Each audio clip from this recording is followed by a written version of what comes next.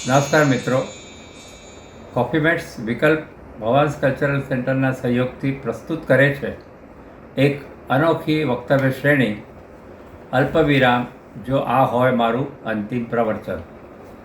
વિશ્વભરમાં પ્રસિદ્ધ એવા 25 અલગ અલગ ક્ષેત્રોમાંથી આવે છે એવા વિચારકોએ પોતાના વિશે જાજુ વિચાર્યું ન હોય એવું માનીએ તો કદાચ એમાં નવાઈ નથી. આ શ્રેણી અનોખી એ રીતે છે કે આ વક્તાઓ કોઈ ઓળખના મોહતાજ નથી અને છતાં પણ આપણને એવું જ લાગે કે આપણે એમને પહેલીવાર કંઈક જુદા દૃષ્ટિકોણથી જોઈ રહ્યા છે, સાંભળી રહ્યા છે. આ 25 વક્તાઓમાં ડૉક્ટરો છે, ચિત્રકારો છે, નવલકથાકારો છે, સામાજિક ક્ષેત્રે કામ કરનારા લોકો છે અને અન્ય પણ એ જ રીતે વિવિધ ક્ષેત્રોમાંથી આવે છે. એમણે કોઈપણ જાતની દિલચોરી રાખ્યા સિવાય પારદર્શકતાથી પોતાની વાત કરી છે. એ પારદર્શિતાને હું સલામ કરું છું અને આ શ્રેણી હવે શરૂ કરીએ છીએ દર મહિનાના પહેલા અને ત્રીજા શુક્રવારે આ જ સમયે ભવાન્સ કલ્ચરલ સેન્ટરના યુટ્યુબ પર. હું અવિનાશ પારેખ, કોફી મેટ્સ, નૌશલ મહેતા, વિકલ્પ, જાણીતા કવિ કમલ વોરા અને ભવાન્સ કલ્ચરલ સેન્ટરના લલિત શાહ આપ જોઈ રહ્યા છે એના અમે રજૂઆત કરતા છીએ. પ્રસ્તુત છે અલ્પવિરામ જો આ હોય મારું અંતિમ પ્રવચન.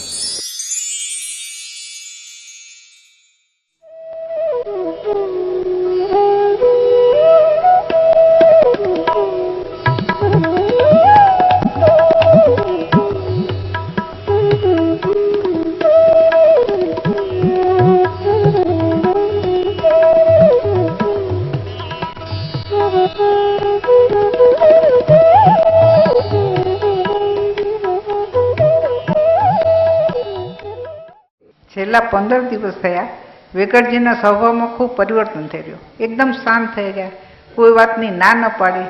મને એમાં અચાનક આવું કેમ પરિવર્તન થયું? ત્યાં તો અવિનાશભાઈનો ફોન આવ્યો કે કાંતાબેન તમને એમનો પરિચય આપો છો. ત્યારે સમજમાં આવી કે આ માધુર્ય ક્યાંથી આવી. આ તો અવિનાશભાઈની દેન છે. એમનું છેલ્લું પ્રવચન ને મારું પેલું પ્રવચન. હું ક્યારે બોલી નથી કંઈ. શાસ્ત્રોમાં કહ્યું છે કે જો પેલું પ્રવચન હોય ને 100 ભૂલ થાય તો માફ કરવાની. તો હું મારી સગાઈ કેમ થઈ એ પહેલી વાત કહું. એ મને એમના પિતાશ્રી સાથે જોવા આવ્યા. હવે પહેલાં એવું નહોતું કે છોકરા છોકરી બેસીને વાત કરે કે ફરવા જાય. છોકરી ચાય કે શરબત લઈને જાય ને છોકરો જોઈ લે. તો મારું શરબત લઈને ગઈ પણ જોયું એના પગ ઉપર મારી નજર પડી. તો કાળા સસ્તા રબરના જૂતા ને 1.5 વેંચ ટૂંકો લહેંગો. તો સેજે નજર ઉપર ગઈ તો જાડી ખાદીનો કુર્તો. તો સેજે હજી ઉપર જોયું તો જાડી ચશ્માના ફ્રેમ એના ને વધેલી હજામત. મેં કહું આ વળી કેવો વેશ? આવા વિશે કોઈ છોકરી જોવા જાય? મને એમની વેશભૂષા ના ગમી. મને એમ તો આ કોઈ કહેવાય? મને તો વેશભૂષા ના ગમી, એમને તો હું જ ના ગમી. ને એ લોકો પાછા ગયા. હવે બીજી 4-5 છોકરી જોયું હશે ને એમ થયું હશે કે ના પેલી જ બરાબર છે. હવે એમને છોકરી ના ગમી કે છોકરી એમને ન પસંદ કરે તો એ ગમે. આમ પાછા આવ્યા ને મારી સગાઈ થઈ ત્યારે મને હિન્દીની કહેવત યાદ આવી કે લौट के बुद्धू घर को आए.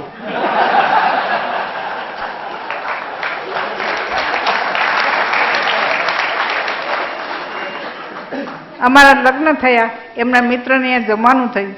અઠવાડિયા બાદ અમે જમવા એમના ઘરે ગયા. એમનું ઘર અમારા ઘરથી 3 કિલોમીટર દૂર, પણ એમને મને ન બતાવ્યું. 1 કિલોમીટર ચાલ્યા એટલે મેં પૂછ્યું હજી કેટલું દૂર છે ઘર? તો કે હમણાં પાસે જ છે.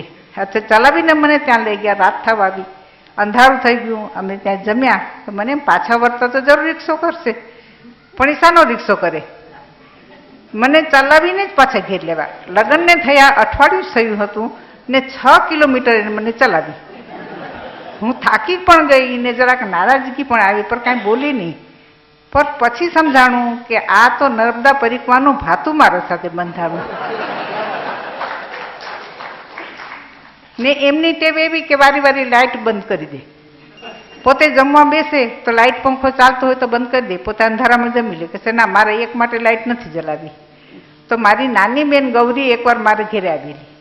એ પોતાના રૂમમાં કાંઈ કામ કરતી હશે, એમને ટેવના મુજબ એને લાઇટ બંધ કરી દીધી. એવી રીતે બે વાર બન્યું. તો મારી બેન મને એક દિવસ કહે છે કે બેન મને લાલટેન અપાવને. કેમ? લાલટેને શું કરવું છે તારે? તો કે મારે ડોકે બાંધવું છે. અરે, તો કે વારે વારી બનેવી લાઇટ બંધ કરી દે, હું પડું આથડું, મને પ્લાસ્ટર આવે તો એ તને મોંઘું પડશે, લાલટેન તને સસ્તું પડશે. આ એમની ટેવ. ને આ જેવા તમને સાદા સીધા દેખાય છે ને એવા નથી.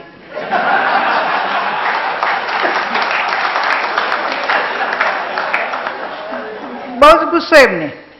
ગુસ્સો એટલો આવે, હવે તો ઘણા શાંત થઈ ગયા. વારી વારી ગુસ્સો આવે. એક વખત એટલે એને ગુસ્સો આવ્યો, મને કે મેં કહ્યું ભાઈ વગર કારણે શેનો ગુસ્સો કરો છો? હું તો કાંઈ બોલી નથી, શા માટે ગુસ્સો થાવ છો આટલા? તો કે તને ગુસ્સો કેમ નથી આવતો? આ કોઈ વાત કહેવાની કે મને ગુસ્સો ના આવે ને તમારે ગુસ્સે થવાનું? આ તો કોઈ વાત ન કહેવાય. પણ એમ ટેવ એની એવી, પોતાનું ચિત્ર બનાવે તો વારી વારી એ કોલાજ બનાવે, એ ચિત્રમાંથી બીજું ચિત્ર ચપકાવે, ત્રીજું ચિપકાવે. એને પોતાના કામમાં ભારી ચીવટ, પણ એનું ચિત્ર પૂરું જ ન થાય. તમે કીધું તો હરિ અનંત હરિ કથાંત થતા, તમારું ચિત્ર પૂરું થવાનું જ નથી.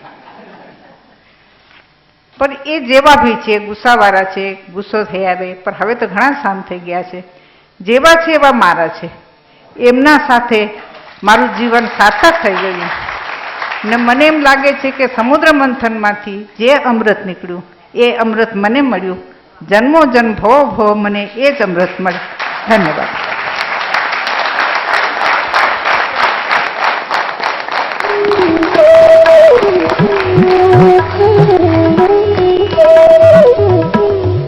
हमने तुम्हारी बोलती बंद कर दी थी.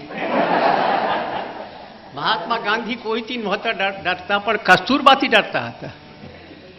આ 15 દિવસ મેં બહુ ટેન્શનમાં કાઢ્યા છે. આ પરિચય અપાઈ ગયો, હવે હું રિલેક્સ ફીલ કરી રહ્યો છું. પતિ પત્ની નદીએ નહાવા ગયા. દુર્ભાગ્યથી પત્ની વહેણમાં તણાવા લાગી. એ આમ ગઈ તો પતિ એને શોધવા આમ ચાલ્યો. લોકોએ કહ્યું આમ ઉલટું કા કરો? તો કે જિંદગીભર એણે મેં જે કહ્યું છે એનાથી ઊંધું જ કર્યું છે, તો એ ઉપર જ ગઈ હશે. આને મેં આટલા વર્ષોથી હું કહેતો હતો કે તું બોલ બોલ, ન બોલી. અવિનાશભાઈ કહ્યું તો બોલી. મેં કહ્યું કે તારે નથી ચાલવું, તો કે હું ચાલીશ. એટલે ડિંડોરીથી મંડલા સુધીનો માર્ગ અત્યંત દુર્ગમ, અત્યંત સુંદર પણ અત્યંત દુર્ગમ. પહાડ, જંગલ, ચટ્ટાન, ચડવું ઉતરવું. મારી સાથે પરિક્રમામાં ચાલતી હતી. મને એમ કે આમાં ન ચાલે તો ઠીક, તો કે હું જરૂર ચાલીશ. એટલે એકવાર અમને પરિક્રમાવાસીનું દળ મળ્યું હતું. એમાં 2 બહેનો પણ હતી, યુવાન જ હતી. મેં એમને કહ્યું તમને કંઈ તકલીફ? તો કે શાની તકલીફ? મૈયાએ અમને ફૂલની જેમ રાખ્યા છે. તો મેં કહ્યું નર્મદા મૈયા, આ જિદ્દી औरतને ફૂલની જેમ રાખજે. એને વાત પૂરી ન કરી, અધૂરી કરી. સમુદ્ર મંથનમાંથી અમૃત નીકળ્યું હતું, તો લક્ષ્મી પણ તો નીકળી હતી. એ મને મળી છે.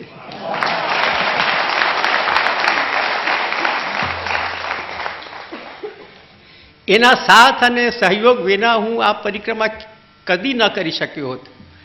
એકવાર ખિસ્સું ખાલી, પરિક્રમામાં જવા માટે પૈસા ન મળે, તો મેં એને કહ્યું કે તું તો બહુ ઉદાર છો, મોટા દીકરાના લગ્ન વેળા બહુના ઘરેણા બનાવવા માટે તે વગર કહે તારા દાગીના આપી દીધા હતા.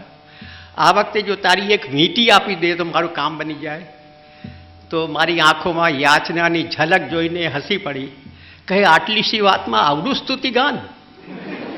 પછી તો કાંતાએ મને વીંટી આપી, વીંટી મેં સોનીને આપી, સોનીએ મને રૂપિયા આપ્યા, રૂપિયા મેં ગાંઠે બાંધ્યા ને પરિક્રમા પર નીકળી પડ્યો. તો આવો સાથ સહયોગ એનો મને હંમેશા રહ્યો છે. અને જ્યારે 2002માં જ્યારે 75મું બેઠું, ત્યારે મેં નર્મદા પરિક્રમા ફરીથી શરૂ કરી. ત્યારે એ મારી સાથે ચાલી. એ કે હવે આ ઉંમરે હું તમને એકલા નહીં જવા દઉં. અરે કેટલી કઠણ પરિક્રમા, નર્મદા પરિક્રમા એક વાર તો તમને રોવડાવે જ, એટલી કઠણ છે. એની વાત હું કરવાનો પણ છું. તો એ મારી ચિંતા ફિકર કરવા માટે ચાલી. એટલે મારા જીવનનો મને અનેક પુરસ્કારો મળ્યા છે, રાષ્ટ્રીય પુરસ્કારો મળ્યા છે, પણ મારા જીવનનો સર્વશ્રેષ્ઠ પુરસ્કાર આ છે.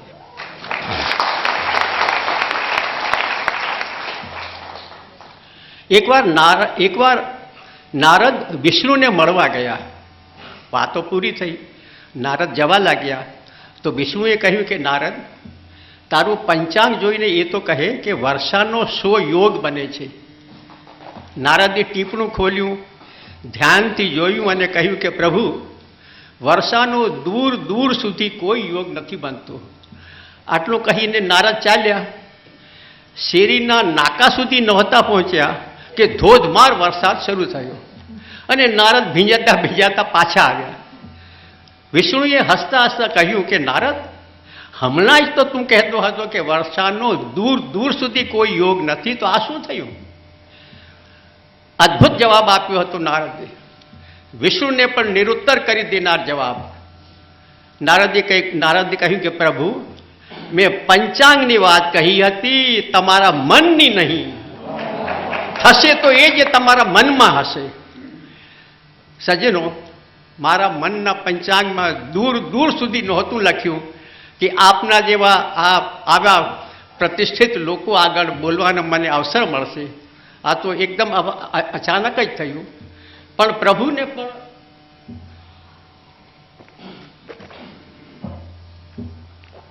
માણસની જોડે ખેલવા ગમે છે. એ તમારું ફ્રીજ રસગુલ્લાથી ભરી દેશે, પણ સાથે ડાયાબિટીસ પણ પકડાવી દેશે. હવે આવી સરસ ઓડિયન્સ સામે મને બોલવાનો અવસર પણ આપ્યો અને સખત ઉધરસ અને શરદી પણ આપ્યા. હવે જોઈએ શું થાય છે.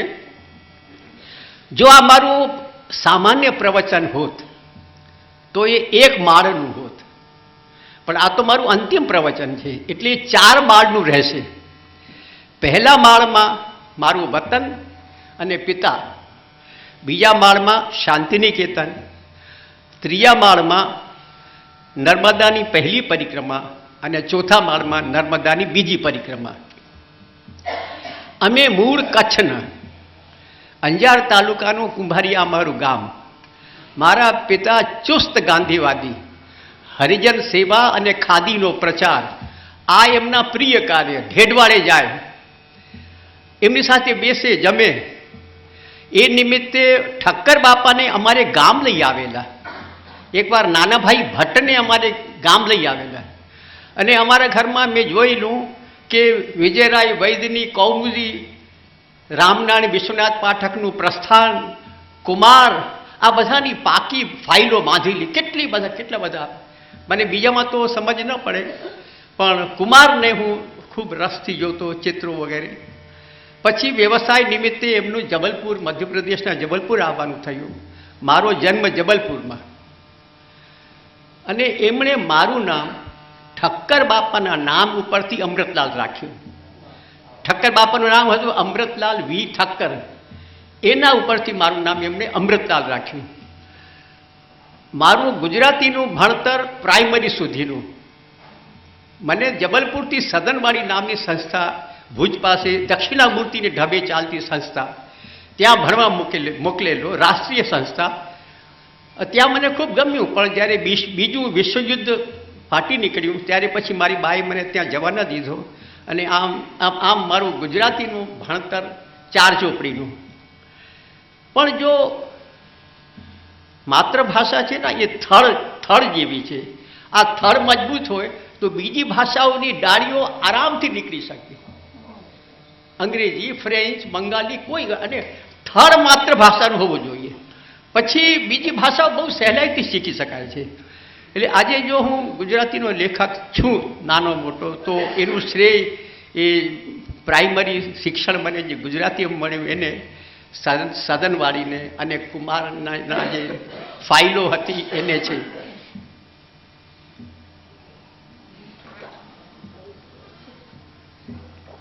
પછી કોલેજનું ભણતર અધૂરું મૂકીને હું શાંતિનિકેતન ગયો. ગુરુદેવને મેં ન જોયા. એમનું અવસાન 41માં થઈ ગયું હતું. 48માં પહોંચ્યો. પણ ગુરુદેવની એક વાત કહીશ. ગુરુદેવ એમના એક નોકર ઉપર પૂરી રીતે નિર્ભર. એ જેનું ગરમ પાણી, એમનું ગરમ પાણી રાખે, એમના કપડાં રાખે, એમનો નાસ્તો લગાવે, એક કામ એ કરે. એ નોકર જો ન આવે તો ગુરુદેવ અપંગ, અસહાય. એ રોજ 7 વાગે આવી જતો. એક દિવસ 8 વાગ્યા, 9 વાગ્યા, ન આવ્યો. અને ગુરુદેવનો ગુસ્સો વધતો જાય. આજે એનો પગાર કાપી લઈશ, આજે હવે અઠવાડિયાનો પગાર કાપી લઈશ, હવે હું એનો મહિનાનો પગાર કાપી લઈશ. એ લગભગ 12 વાગે આવ્યો અને આવતાની સાથે જ રોજની જેમ ઝાડુ લઈને રૂમ વાળવા લાગ્યો. ગુરુદેવ હજી ગુસ્સે થયા કે આટલો મોડો આવ્યો ને કંઈ બોલતો પણ નથી. તાળું કહીને બોલ્યા, કેમ આટલો મોડો આવ્યો? તો કે મારી દીકરી મરી ગઈ છે, હું સીધો સ્મશાનેથી આવું છું. એના પછી ગુરુદેવ જે લખ્યું છે એ ભાષા હું ક્યાંથી લાવું? આપણા વ્યક્તિગત દુઃખ સુખ આપણા છે, એનાથી આપણી ફરજમાં કોઈ વ્યવધાન ન આવવું જોઈએ. The show must go on. The show must. આપણા વ્યક્તિગત દુઃખ સુખ છે, એનાથી આપણી જે ફરજ છે એનાથી કોઈ સંબંધ નથી. The show must go on. અને આ ગુરુદેવે પોતાના જીવનમાં કરીને બતાવ્યું. જેટલું દુઃખ ગુરુદેવે જોયું છે એટલું કોઈએ નહીં જોયું હોય. એક સંતાન મળતા ગયા એમના. જે સંતાન, દીકરી મરી ગઈ, દીકરા મરી ગયા, જમાઈ મરી ગયા, એમના બાળકો છે એ મરી ગયા, અને છતાં એમના સૃજન કાર્યમાં કોઈ ફરક ન પડ્યો. નૌકા ડૂબી અને ઘરે બાહિરે આ બધા આવા દુઃખના સમયમાં લખાતા રહ્યા. The show must go on.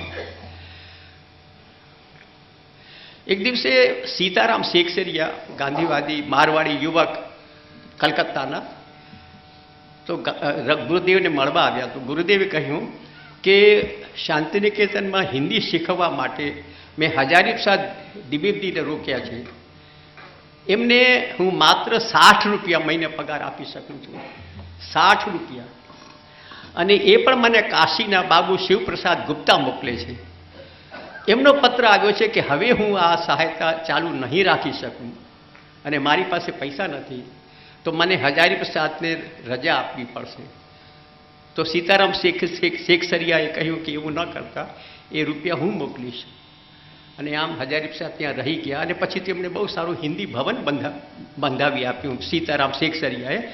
એટલે આપ એ કલ્પના કરો કે ગુરુદેવ કેવી પરિસ્થિતિમાં શાંતિનિકેતન ચલાવતા હશે કે હજારી પ્રસાદ દ્વિવેદી જેવા વ્યક્તિને 60 રૂપિયા પગાર આપવાની પણ એમની પાસે ત્રેવડ નહોતી.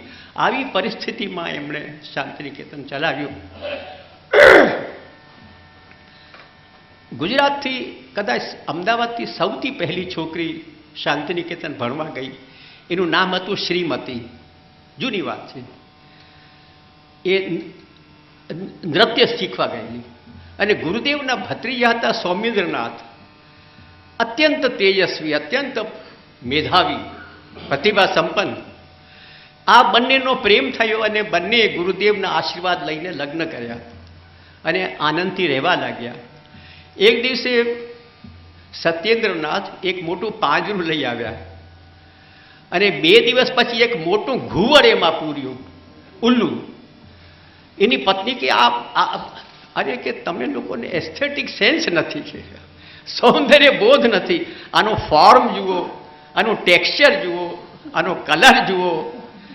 પણ કે રાતના જ્યારે ચીસ પાડે છે ને તો મારો તો આત્મા કાપી જાય છે, મને ઊંઘ નથી આવતી. પણ એમને એમનો કંઈ સાંભળ્યું નહીં. એટલે પછી એ બિચારી ગુરુદેવ પાસે ગઈ. ગુરુદેવે પણ ખાસ કંઈ આશ્વાસન ન આપ્યું. હા હું કરી. પણ એક દિવસે ગુરુદેવ આવી ગયા એમના ઘરે અને જઈને સીધા પાંજરા સામે ઊભા રહ્યા. ઘુવડની સામે જુએ છે. સૌમિન્દ્ર કાકા આવ્યા છે, પાછળ ઊભા છે, કોઈથી બોલતા નથી. એને ખૂબ ટીકીને જોયું અને પછી ફૌજી અદાથી રાઈટ અબાઉટ ટર્ન કરીને બહાર. અને સૌમિન્દ્ર પાછળ પાછળ ઝાંપા પાસે જઈને બોલ્યા, সৌমেন্দ্র জি কাকা শোনো, এই ঘরে 2টি উলুক থাকবে না, একটা যথেষ্ট আছে। હવે બિચારા સૌમેન્દ્ર સાંજ પડી અંધારું થયું એટલે પાંજરું લઈને દૂર ગયા અને બુલ્લુને છોડી દીધું અને કીધું કે લોકોમાં સૌંદર્ય બોધ નથી. એક ઘટના ગુરુદેવની હજી કહું.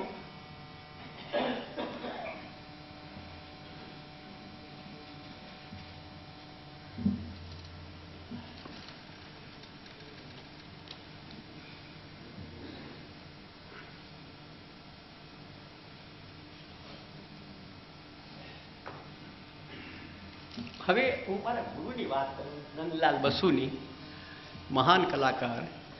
શાંતિનિકેતનમાં જો બે સર્જક હતા, મહાન સર્જક, તો એક રવિન્દ્રનાથ અને બીજા નંદલાલ. રવિન્દ્રનાથે પણ એમની કેટલી રીતે પ્રશંસા કરી છે. પોતાના ચિત્ર બનાવીને એમને બતાવે નંદલાલને, એક વિદ્યાર્થી. જ્યારે કે રવિન્દ્રનાથ બહુ મોટા ચિત્રકાર, કદાચ સદીના સૌથી મોટા ચિત્રકાર, સદીના.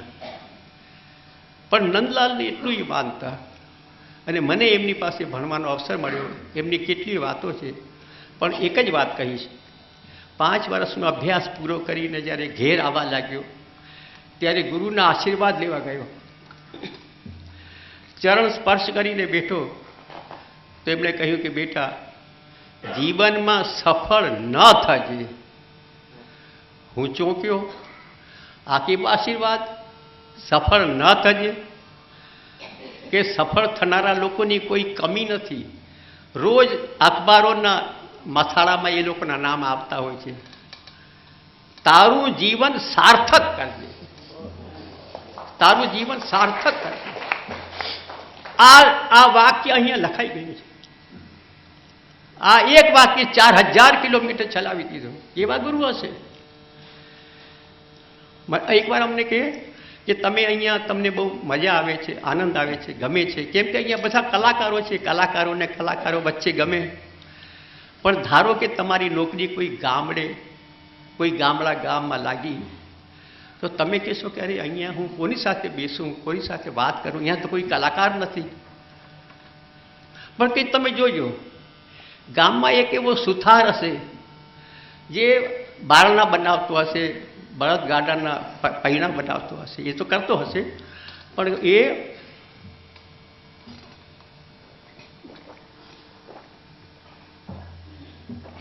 ક્યારેક પોતાના મનની ખુશી ખાતર, પોતાના મનની ખુશી ખાતર લાકડાને તરાશતો હશે, એમાંથી કોઈ મૂર્તિ ઘડતો હશે.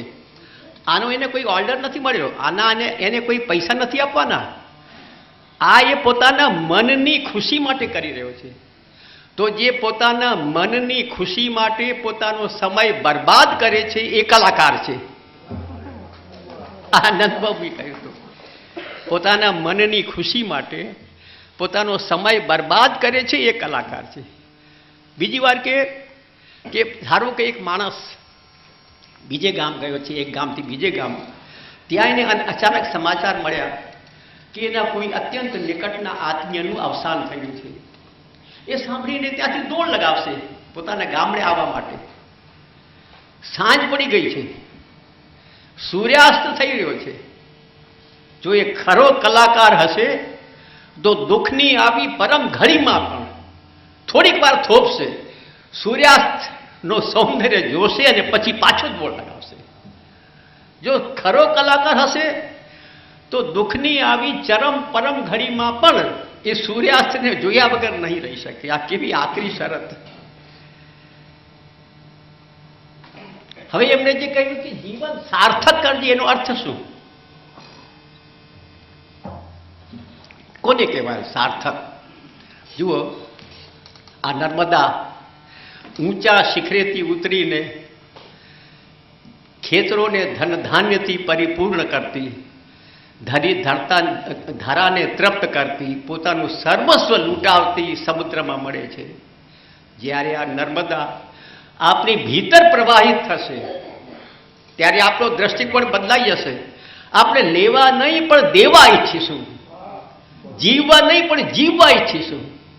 છે આઘરું, પરંતુ સ્વેચ્છાએ આપણે જે કષ્ટ સ્વીકારીએ છીએ એ પણ મધુર લાગે છે. બીજાના માટે જીવવું. અથવા આને એક બીજી રીતે પણ હું કહી શકું છું, જ્યારે આપણે બજારે જઈએ ત્યારે આપણે દુકાનદારને 1 રૂપિયા આપીએ અને દુકાનદાર બદલામાં 1 રૂપિયાની વસ્તુ આપે. આ થઈ ન્યાયની વાત, કાયદેસર વાત. જેટલું આપવું એટલું લેવું. આટલું હોત તોય પૂરતું હતું, સમાજ સારી રીતે ચાલત. પરંતુ થાય છે એવું કે આપણે ઈચ્છીએ છીએ કે હું આપું તો 1 રૂપિયો, પણ બદલામાં મને ચીજ મળે 1.25 રૂપિયાની. એટલે જ આપણે ભાવતાલ કરીએ છીએ. અને સામે પક્ષે દુકાનદાર પણ એવું ઈચ્છે છે કે લે તો 1 રૂપિયો, પણ બદલામાં વસ્તુ આપે 75 પૈસાની. એટલે જે ભેળસેળ કરે છે અને ઓછું જોખે છે, આ અન્યાય છે, આ ગલત છે, કાયદાથી પણ વિરુદ્ધ છે અને સજાને પાત્ર છે આવા લોકો. પણ હજી એક ત્રીજી સ્થિતિ પણ થઈ શકે છે. એવો ગ્રાહક પણ હોઈ શકે છે જે આપે તો રૂપિયો, પણ બદલામાં ચીજ ઈચ્છે 75 પૈસાની. સમજી બુજીને રૂપિયો આપીને 75 પૈસાની ચીજ માગે ઈચ્છે. અને સામે પક્ષે એવો દુકાનદાર પણ થઈ શકે છે કે જે રૂપિયો લઈ કરીને 1.25 રૂપિયાની ચીજ આપે, સમજીને. તો આ જે ઓછું લેવું અને વધુ આપવું, આ છે જીવન સાર્થક કરવું. સમાજથી ઓછું લેવું અને વધુ આપવું. તમે કહેશો આવું ક્યાંય થાય? આવા કોઈ કેમ ન થાય? મહાત્મા ગાંધી, વિનોબા ભાવે, આજે અન્ના હજારે શું લીધું સમાજથી? એક લંગોટીને 2 રોટી લીધી અને બદલામાં પોતાનું જીવન ન્યોછાવર કરી દીધું. તો આવા જે લોકો છે એ પોતાનું જીવન, આવા ગરીબોમાં પણ આવા લોકો થઈ શકે, પોતાનું જીવન સાર્થક કરનારા.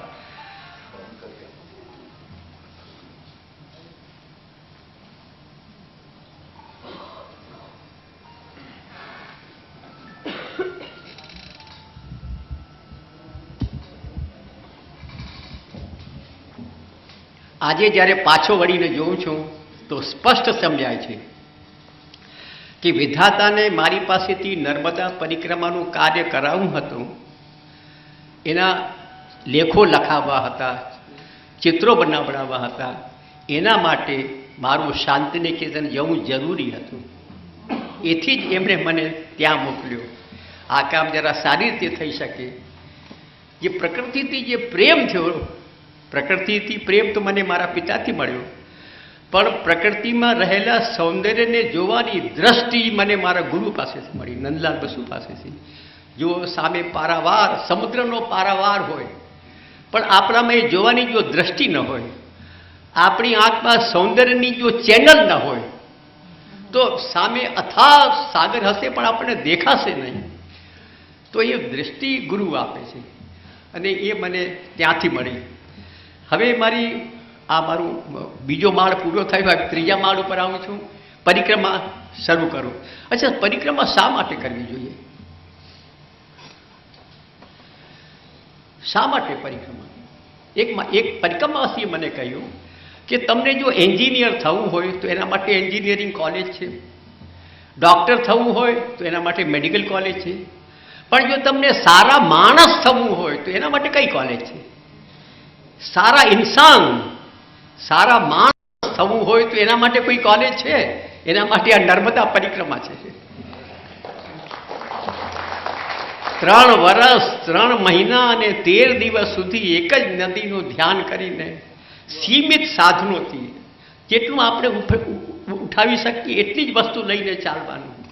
ઉઘાડે પગે ભિક્ષા માગતા, અપરિગ્રહ, ઈશ્વરમાં શ્રદ્ધા, આ બધા ગુણો પરિક્રમા થકી આવે છે.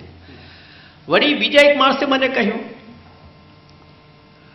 કે પરિક્રમામાં ધારો તમે કોઈ પાસે કંઈ માગ્યું અને એણે તમને ન આપ્યું,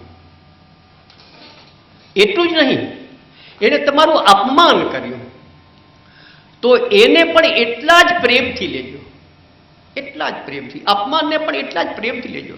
આમ કરવાથી અહમ નષ્ટ થાય છે અને પરિક્રમા અહમને, અહંકારને નષ્ટ કરવા માટે જ તો છે. આ છે પરિક્રમાનો ખરો ઉદ્દેશ. તો 1977માં મેં પહેલી પરિક્રમા, એટલે કે પ્રથમ, કેમ કે મેં સળંગ નથી કરી, કટકે કરી, વેકેશનમાં ચાલતો, તો 77માં મેં પહેલી પરિક્રમા કરી, જબલપુરથી મંડલા સુધી ગયો. હવે તમે મને જુઓ જ છો, મારું શરીર લગભગ નિરાકાર છે. એને જ્યારે કપડાં પહેરાવું ત્યારે કંઈક આકાર ગ્રહણ કરે, અને આના લીધે મારી બહુ બહુ ફજીતી, કેટલી વાર ફજીતી પણ થઈ ચૂકી છે. એકવાર કવિ નઈમ અમારે ઘરે આવેલા, એને મારા ભાઈને કહ્યું કે आपके भाई साहब को देख के मुझे बड़ा धक्का लगा. તો ભાઈ સમજો નહીં. એ કે એમના મેં પરિક્રમા પુસ્તકો વાંચ્યા, અને એ વાંચીને મેં એમની જે ભવ્ય મૂર્તિની કલ્પના મનમાં કરેલી એ ધરાશાયી થઈ ગઈ. આ સાંભળીને મને જરા પણ ધક્કો ન લાગ્યો, કેમ કે આવી વાતો હું પ્રાગૈતિહાસિક કાળથી સાંભળતો આવું છું. પરિક્રમામાં જઈ રહ્યો હતો, એક ગ્રામીણનો સાથ થઈ ગયો. એના દાંત પડી ગયા હતા, ગાલ અંદર ચાલ્યા ગયા હતા, આંખ ઊંડે ઉતરી ગઈ હતી, માથાના વાળ નીકળી ગયા હતા, ટાલ પડી ગઈ. મને મનમાં ને મનમાં મેં વિચાર કર્યો કે આ માણસ મારાથી કંઈ નહીં તો 10 વર્ષ તો મોટો હશે જ. ત્યાં એણે મને પૂછ્યું કે આપ કહાં રહેતે હૈ પિતાજી?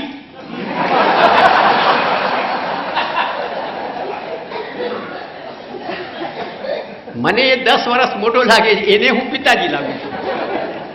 હવે મારી મતી એ મારી ગઈ હતી. તે આ ઘટના મેં મારા વિદ્યાર્થીઓને સંભળાવી અને પૂછ્યું કે કહો જોઈએ આ ઘટના હાસ્ય રસની છે કે કરુણ રસની? તો મારી એક વિદ્યાર્થીનીએ ધીમા સ્વરમાં કહ્યું વાત્સલ્ય રસની.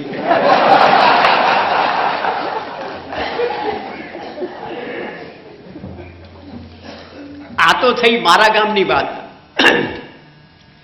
નહીં, એને તો એ ગ્રામીણને તો હું માફ કરી દઈશ, જેણે મને પિતાજી કહ્યું તો એને તું માફ કરી દઈશ, પણ પેલા કમબખ્ત દુકાનદારને કોઈ દિવસ માફ નહીં કરું. મારી પત્નીને સાડી લેવી હતી, સાડીમાં મને કંઈ રસ નહીં, હું કંઈ સમજ્યું નહીં, પણ મને જવું પડ્યું. દુકાને ગયા, એક ખૂણામાં એક બેન્ચ પડી હતી, હું જઈને બેન્ચ ઉપર બેસી ગયો. એણે સાડી જોઈ, પસંદ કરી લીધી, બધું થઈ ગયું. એટલે પેલો દુકાનદાર કહે છે ક્यों બહેનજી? હજુ મેડમનો જમાનો નહોતો આવ્યો, ત્યારની વાત છે. ક્यों બહેનજી? वो जो बैठे हैं वो आपके पिताजी हैं? कांताए मारी रक्षा करी. એને કહ્યું वो मेरे बच्चों के पिताजी हैं.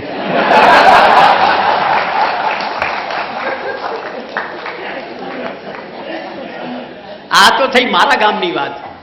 હવે એના ગામની વાત સાંભળો. એ પિયર ગઈ હતી, હું લેવા ગયો તો બાજુના રૂમમાં એક વૃદ્ધા અને કહી રહી હતી કે છોરી, તને લેવા તારો સસરો આવ્યો છે તો તારો વર કાં ના આવ્યો?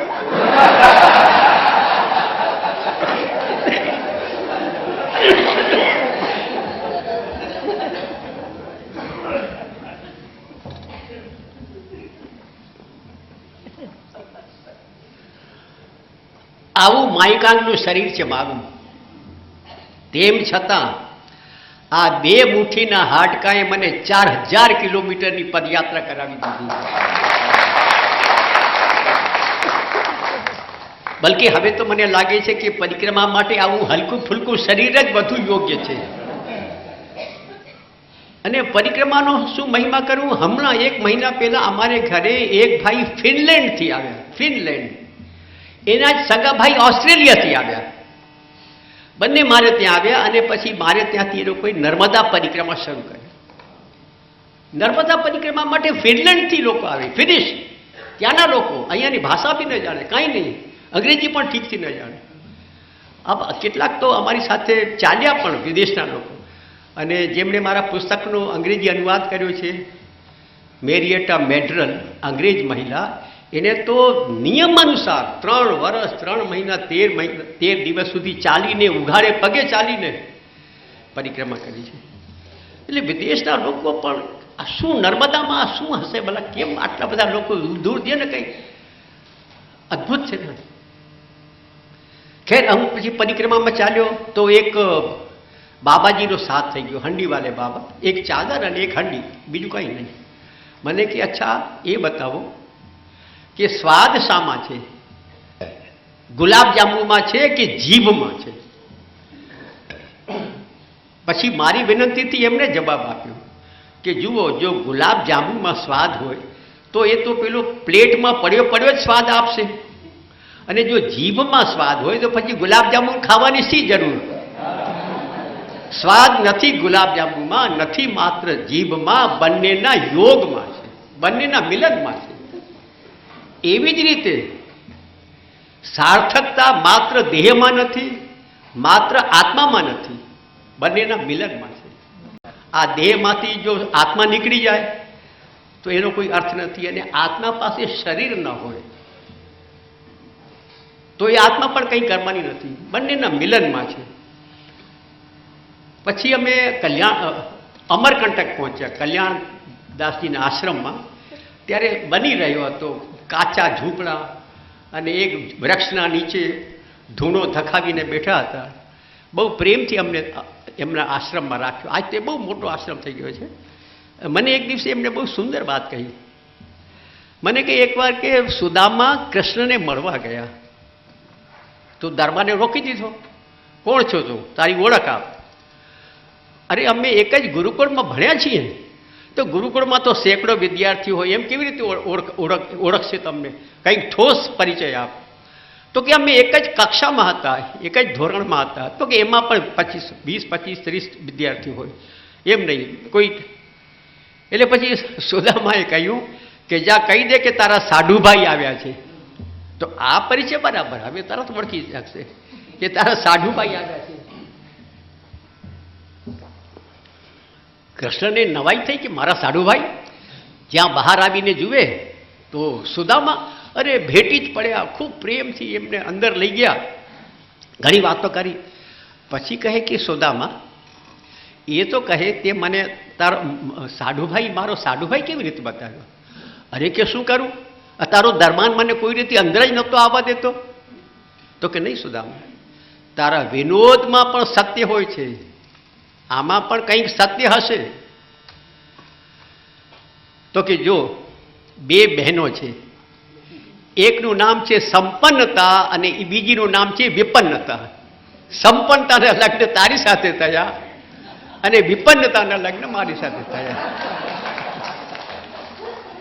તો આપણે સારું ભાઈ.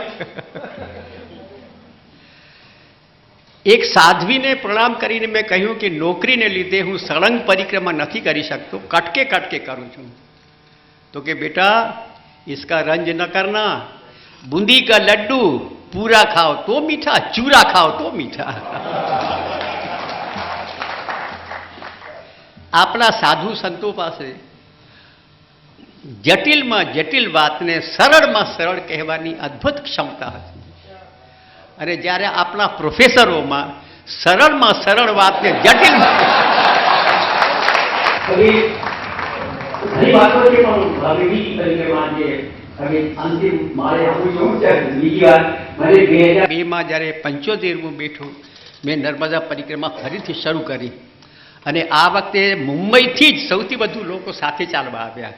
રમેશભાઈ બેઠા છે, એમના પત્ની હંસાબેન, ગાર્ગીબેન બેઠા છે, આપણા કિરીટ શાહ, એમના પત્ની શોભાબેન, આ બધા લોકો મારી સાથે અહીંયા મુંબઈથી આવ્યા, પરિક્રમામાં સાથે ચાલ્યા. તો નર્મદાની પરિક્રમા કરતાં કરતાં અમે નર્મદાની સહાયક નદીઓની પણ પરિક્રમા કરી.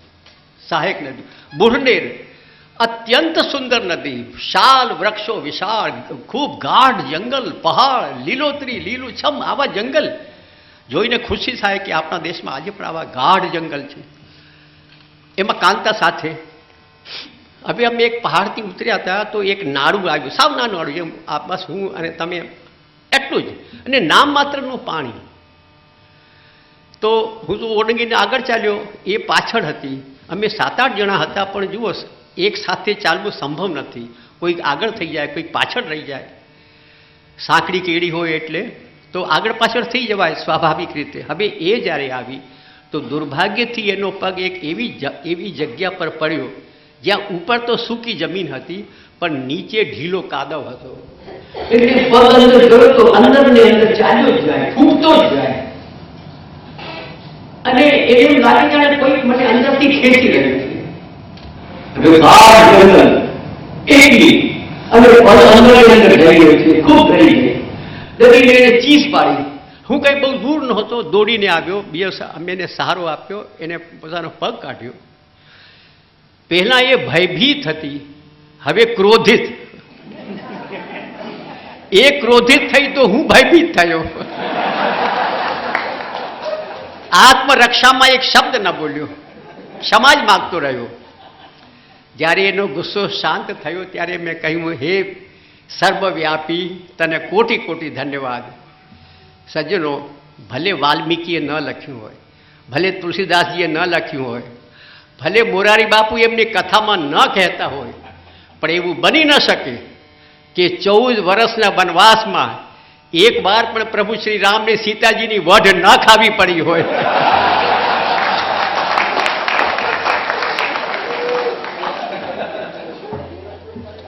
આ કોઈ અમૂર્ત કલ્પના નથી, આ હું મારા અનુભવ પરથી કહી રહ્યો છું. પછી અમે ઉદ્ગમ સુધી પહોંચી ગયા, બુરનેરના.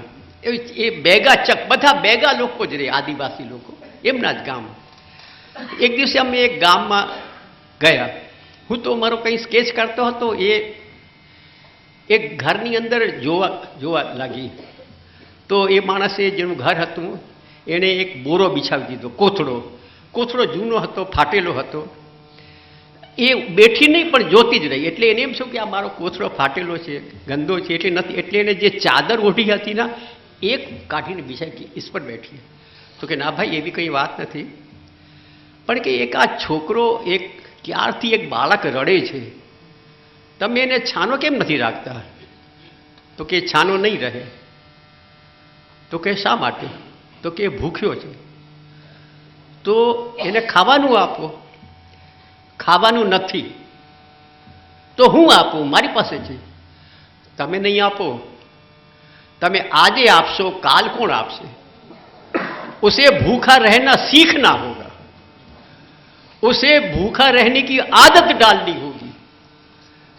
મિત્રો, આઝાદીના 60 વર્ષ પછી એક બાપ પોતાના કલેજાના ટુકડાને કહી રહ્યો છે કે બેટા, તુજે ભૂખા રહેના सीखना होगा. અને દિલ્હી અને અમારા ભોપાલ બંને ઠેકાણેથી બેગાઓના નામે કરોડો રૂપિયાની યોજનાઓના પૈસા જાય છે. અને આ છે વાસ્તવિકતા. ભૂખા રહેના सीखना होगा. બંજરની વાત કરું, એ પૂરી કરી પછી અમે બંજરની પરિક્રમા કરી.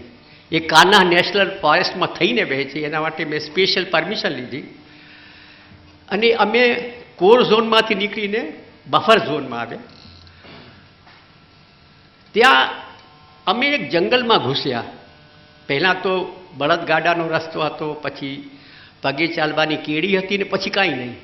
અને અમે જંગલમાં ભૂલા પડ્યા. 9 વાગે ઘૂસ્યા હતા અને 2 વાગે નીકળ્યા, તડકો. અને ક્યાં નીકળ્યા? જ્યાંથી પ્રવેશ કર્યો હતો ત્યાં જ નીકળ્યા. પાછા ફરીને ત્યાં જ આવ્યા. એટલે પછી આગલા ગામ સુધી જતા રાત થઈ ગઈ.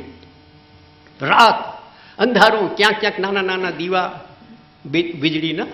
એક માણસ આગ્રહ કરીને પોતાને ઘેર લઈ ગયો, ચાલો અમારે ઘરે રહો, મારું ઘર નાનું છે પણ તમને કોઈ અગવડ નહીં થવા દઉં. અમે ગયા ત્યારે એની સ્ત્રી, એની પત્ની પોતાના 2 નાના નાના બાળકોને ખવડાવતી હતી. રાતના અંધારામાં 9 જણા, અમે 9 હતા, 9 જણાને જોઈને એને જરા મોઢું ન બગાડ્યું, હસીને આવકાર આપ્યો. અમારી સાથે દીપ્તિ હતી, ભટ્ટાચાર્ય. દીપ્તિ કહ્યું, હમ લોગ તો બિન બુલાએ મહેમાન હૈ. એણે કહ્યું, તરત કહ્યું, बिन बुलाए मेहमान तो भगवान का रूप होते हैं. बिन बुलाए मेहमान तो आ अभण स्त्री કહે છે, ભાઈઓ આ છે સંસ્કૃતિ. આપણી પાસે સભ્યતા છે, સભ્યતા, મોલ ને વિશાળ ફ્લાયઓવર, પણ સંસ્કૃતિ એ લોકો પાસે છે.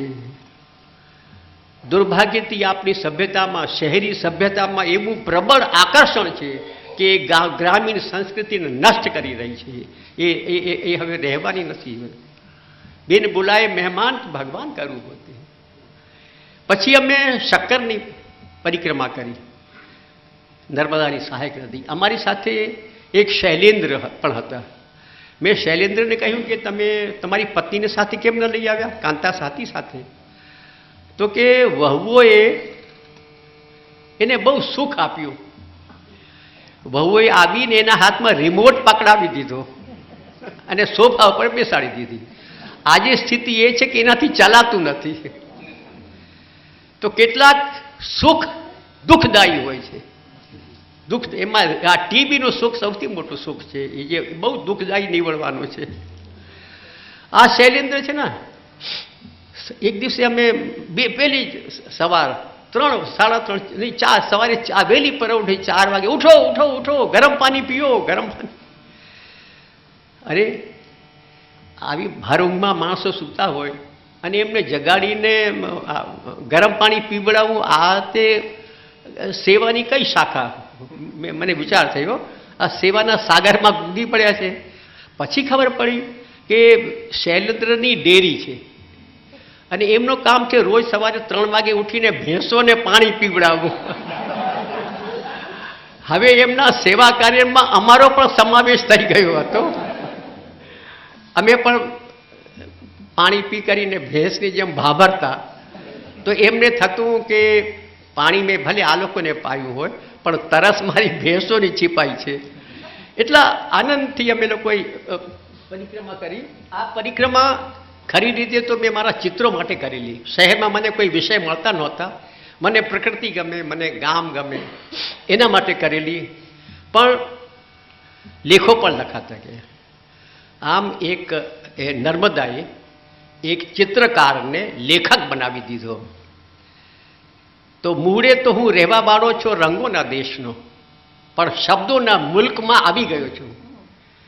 પણ જ્યારે આવી ગયો છું તો અભિગમ લઈને, શું દ્રષ્ટિકોણ લઈને આવ્યો છું એ પણ કહું. જુઓ, એક છે વન, બીજું છે ઉપવન, ત્રીજું છે તપોવન. વન 2 તરતીબ હોય છે, લગર વગર હોય છે. માણસ એને કાટી છાંટીને તરાશીને ઉપવન બનાવે છે અને કેટલાક સાધક પોતાની સાધનાથી, પોતાની તપસ્યાથી એને તપોવન બનાવે છે. વન, ઉપવન પ્રકૃતિના બહારી સૌંદર્યના પ્રતીક છે. તપોવન માણસના હૃદયના ભીતરની સૌંદર્યનું પરિચાયક છે. મારી કોશિશ રહી છે કે મારા પુસ્તકોમાં આ બંને સૌંદર્યનું હું દિગ્દર્શન કરાવી શકું. ક્યાં સુધી સફળ રહ્યો છું એ નથી જાણતો, પણ એટલું જાણું છું કે સારા કામમાં સફળ થવું પણ સારું હોય છે. સીતાનું હરણ કરવામાં રાવણ સફળ થઈ ગયો હતો. એને રોકવામાં જટાયુ અસફળ, પણ જટાયુની અસફળતા રાવણની સફળતા કરતાં 1000 ગુણા શ્રેયસ્કર છે. તો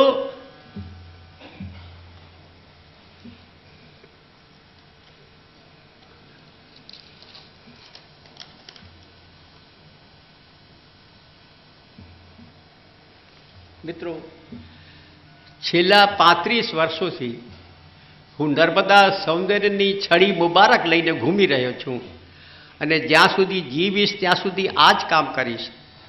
જો નર્મદા મારા જીવનમાં ન આવી હોતી તો મેં નોકરી કરી હોતી, રિટાયર્ડ થઈ ગયો હોત અને મરી ગયો હોત.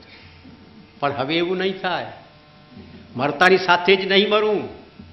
કેલેન્ડરમાં ભલે મરી જાઉં, પણ મારા પુસ્તકોમાં હું જીવતો રહીશ.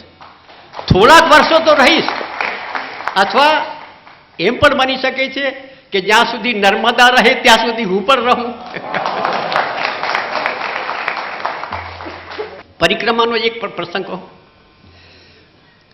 અમે એક મંદિરમાં રોકાણા, હું અને મારો નોકર, ગોણ નોકર, અમે 2 જ. ગર્ભગૃહ અને સામે એક વરંડા જેવો રૂમ હતો, પણ વરંડા જેવો. તો અમને મોટી બધી શેતરંજી બિછાવી દીધી અને બાલટી આપી પાણી લઈ આવવા માટે. તાળું ખોલીને બધું અમને સગવડ કરી આપી. હવે ટાઢ હતી, હું ટૂંટી વાળીને સૂતો હતો અડધી રાતે જાગ્યો તો પાસે એક ભાઈ બીજો માણસ આવીને સૂતો હતો. એને કાંઈ ન, મેં તો સ્વેટર ને માથે ધાબળો એટલી ટાઢ બી હતી. એ લગભગ એક જ પેરણ પહેર્યું હતું અને સૂતા સૂતા કાંઈ કાંઈ બબડતો હતો. રામાયણની ચોપાઈ બોલે, ક્યારેક ખડખડાટ હસવા લાગે, ક્યારેક વળી કાંઈક બોલે. એટલે હું સમજી ગયો કે આ પાગલ છે. થોડીક વાર પછી એ પાગલ ચાલ્યો ગયો. જ્યારે મને બહુ નિરાશ થઈ, પણ તરત પાછો આવ્યો અને દરવાજા પાસે ઊભો રહી ગયો. કોણ હતો? અડધી રાત અજાણીએ જગ્યા. એટલે મેં કહ્યું કે ભાઈ જુઓ, આ જે હજી આમાં મૂર્તિની પ્રતિષ્ઠા નહોતી થઈ, હજી મંદિર બની રહ્યું હતું. જે આ મંદિર બનાવી રહ્યા છે એમણે જ અમને અહીંયા ઉતારો આપ્યો છે. આ શતરંજી બિછાવી આપી, આ બાલ્ટી આપી, આ જુઓ તાળું. तो कि जानते हो मैं कौन हूँ? मैं सादे भेष में सीआईडी का आदमी, चोरों का पता लगाता हूँ. एक हंटर मारूंगा तो अकल ठिकाने लग जाएगी. હવે અડધી રાત બહુ બહુ ડર લાગ્યો હતો. પછી મારો જે ગોણ નોકર હતો ને, એ ફૂલ પેન્ટ પહેરતો, બુશાર્ટ ફૂલ પેન્ટ. એને કે વ્હાટ ઇઝ યુઅર નેમ એની અંગ્રેજીમાં. બિચારો બહુ ડરી ગયો હતો કે મેં અંગ્રેજી નહીં જાણતા. હું પાયજામો પહેરું એટલે મને હિન્દીમાં પૂછ્યું, કેમ કે મને અંગ્રેજી નહીં આવડતી હોય. એટલે કે તુમ ક્યાં કરતે હો? मैं तो मैं शिक्षक था, बच्चों को पढ़ाता था. આ સાંભળ્યું અને કંઈક એના જાણે એના ચહેરામાં કંઈક ભાવ બદલાયા. मैं शिक्षक और बच्चों को पढ़ाता था. થોડીક વાર વિચાર કરતો રહ્યો. પછી અચ્છા સો જાઓ. હું તો આંખે મોઢે માથે ઓઢીને સૂઈ ગયો. મને એમ કે હવે જાય તો સારું. ત્યાં તો એ મારી પાસે આવ્યો અને મારા પગ દબાવવા લાગ્યો. અને પાગલના હાથમાં બહુ જોર હોય છે, બહુ તાકાત હોય છે. એક એક પગ દબાવ્યા, પછી એક એક હાથ દબાવ્યા, પછી એક એક આંગળી દબાવી શરૂ કરી. મને થયું આજે તો એક આંગળી તો મારી ચટકાવી જ દેશે. યાર બહુ તાકાત હોય છે. પછી એણે મારી મુઠ્ઠી ખોલી, એણે એમાં કંઈક રાખ્યું. એણે જ મારી મુઠ્ઠી બંધ કરીને ચાલ્યો. જેવો ગયો એટલે મારો નોકર ઉઠ્યો ને તરત દરવાજો બંધ કરી દીધો. અમે રાહતનો શ્વાસ લીધો. મને વિચાર આવ્યો કે આ માણસ જે આટલો બધો ગુસ્સામાં હતો એ આટલો વિનમ્ર કેવી રીતે થઈ ગયો? આવું પરિવર્તન કેમ આવ્યું? પછી મેં જોયું कि इन्हें શું કર્યું હતું કે અમને કહ્યું હતું કે क्या है तुम्हारे किट में क्या है, मुझे उसकी तलाशी लेनी होगी. अरे હું ગભરાયો, કેમ કે અમારો શાક સંભાળવાનો મોટો બધો ચાકુ પણ હતો એમાં. મેં આ પાગલના હાથમાં જો ચાકુ આજે આવી ગયો તો ખૂન ખરાબ થયા વગર નહીં રહે. એણે તો એમાંથી એક એક ચીજ કાઢતો જાય ને ફેંકતો જાય. ચાકુ પણ ફેંકી દીધો. સૌથી નીચે એને જોયું 3 ચોપડી હતી. ચોપડી એને ન ફેંકી, એના પાના ખોલીને એને જોવા લાગ્યો. પછી ચોપડી પાછી કીટમાં રાખી દીધી, ફેંકી નહીં, પાછી રાખી દીધી. અને પછી એને મને પૂછ્યું ક્યાં હો તું? મેં કીધું મેં શિક્ષક હું. પછી એને એમ થયું હશે કે આ શિક્ષક છે, આ તો ગુરુ છે અને ગુરુનો તો આદર કરાય. આ પાગલપનમાં પણ એના સંસ્કારે એને કહ્યું કે ગુરુનો તો આદર થાય. એટલે એને પછી મેં મુઠ્ઠી ખોલીને જોયું, એમાં 20 પૈસાનો સિક્કો હતો. પછી અમને ઊંઘ આવી. સવાર થઈ, એક છોકરો, એક યુવક ત્યાં પોતાના બળદને ઘાસ નીરતો હતો. મેં કહ્યું કે એક પાગલ આવ્યો રાતના, ખૂબ જોરથી એણે અમને બહુ પરેશાન કર્યા, અમને મારી પણ શકતો હતો. તો કે એ મારા પિતા છે. જ્યારે એમને પાગલપનનો દોરો પડે છે ત્યારે આવી હરકત કરે છે, પણ કોઈને મારતા નથી. મેં કીધું તું અમને બચાવવા કેમ ના આવ્યો? તો કે હું તો ખેતરમાં સૂતો હતો, સોયાબીન કપાઈ રહ્યા છે, હું હમણાં જ આવ્યો ત્યારે બધી વાતની જાણ થઈ. અને હવે એ ગામના ચબૂતરા ઉપર છે અને અમારો આગળ જવાનો રસ્તો એ ચબૂતરા પાસેથી છે. અમે બસ હું ને મારો નોકર અમે કીધું આપણે એની સામે જોશું નહીં, ચૂપચાપ નીકળી જશું.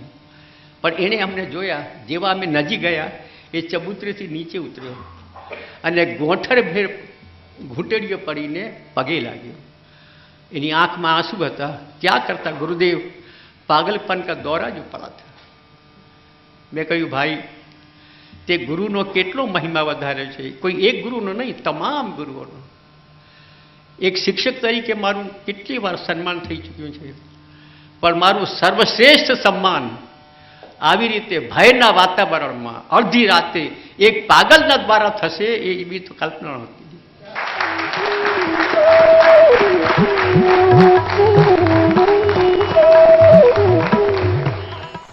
કોઈ પણ માનવનો વિકાસ એના સાંસ્કૃતિક વિકાસ વિના શક્ય નથી. અને જે કામ ભવન્સ કલ્ચરલ સેન્ટર અંધેરી કરે છે એ મુંબઈના ઇતિહાસમાં એક અદ્ભુત છે અને આખા હિન્દુસ્તાનમાં. કેમ કે લગભગ વર્ષના 201 જેટલા પ્રોગ્રામ, વિવિધ પ્રવૃત્તિ, જેમાં શાસ્ત્રીય સંગીત, નાટક, સાહિત્યથી લઈને અનેક કાર્યક્રમો કરે છે. અને કોઈ અપેક્ષા વિના જે એ લોકોએ સંસ્કૃતિનો દીપ જલાવ્યો છે. અને આ પ્રવૃત્તિને આખી દુનિયાનો, આખા ગુજરાતનો અને તમામ લોકોનો સાથ મળે એવી અપેક્ષા છે. કેમ કે જો સંસ્કૃતિ છીએ તો આપણે છીએ, નહીં તો આપણામાં ને પશુમાં કોઈ ફરક નહીં રહે. એટલે સર્વને વિનંતી છે કે આને બને એટલી સહાય કરે.